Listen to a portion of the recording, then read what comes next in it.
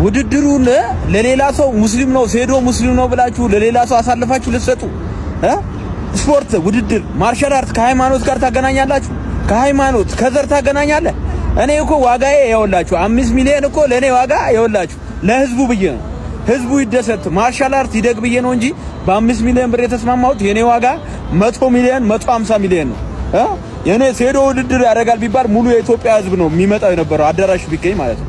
እናንተ ግን ከሃይማኖት ጋር አያይዛችሁት እኔ ሙስሊም ስለሆንኩ እንደዚህ አይነት የምትሰሩት ስራ ሌላ ነገር ነው። ያውላችሁ ማርሻል አርት ከዘር ነፃ ነው፣ ከሃይማኖት ነፃ ነው።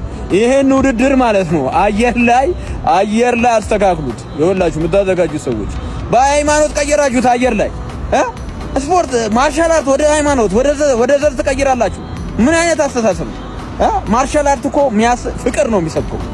ምንም ውድድር ላይ ብንደባደብም እኔና እሱ እኔ አሁን ጆኒን በ3 ሰከንድ ኖካት አስወጥቼ ስሜ ነው አንስቼው ምናምን የሚሄደው። ማርሻል አርት የሚያስተምረው ይሄ ነው።